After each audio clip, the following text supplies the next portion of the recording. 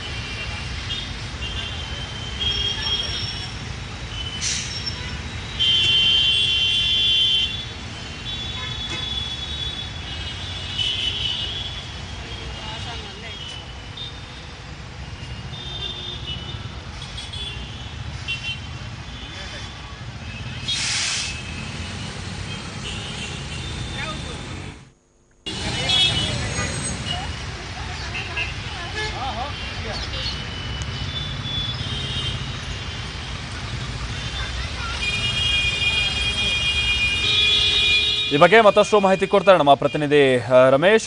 ಈಗ ಅದು ಸೈಲೆನ್ಸರ್ ಅಲ್ಲಿ ಅಷ್ಟು ದಟ್ಟವಾದ ಹೊಗೆ ಕಂಡು ಬಂದಿದೆ ಅಥವಾ ಇಂಜಿನ್ ಭಾಗದಲ್ಲ ಏನಾಗಿದ್ದು ರಮೇಶ್? ಆಕ್ಚುಲಿ ಅಲ್ಲಿ ಮಲ್ತೇಶ್, ಅದು ಇಂಜಿನ್ ನಲ್ಲೇನೆ ಆ ರೀತಿ ಹೊಗೆ ಕಂಡು ಬಂದು ಈವನ್ ಬಸ್ ಒಳಗಡೆನೂ ಕೂಡ ಹೊಗೆ ವ್ಯಾಪಿಸಿತ್ತು.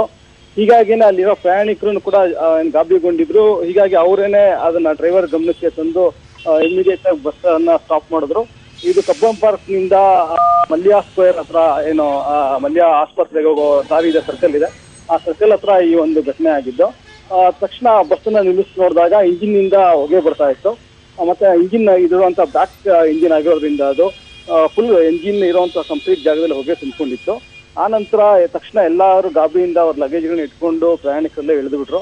ಆ ನಂತರ ಡ್ರೈವರ್ ಮತ್ತೆ ಇಂಜಿನ್ ಮತ್ತೆ ಕಂಡಕ್ಟರ್ ಅದನ್ನ ಪರಿಶೀಲನೆ ಮಾಡ್ತಾ ಇದ್ರು. ಬಟ್ ಅದು ಈಗ ಸೈಲೆನ್ಸರ್ ನಿಂದ ಹೆಚ್ಚಿನ ಹೊಗೆ ಬರ್ತಾ ಇದೆ.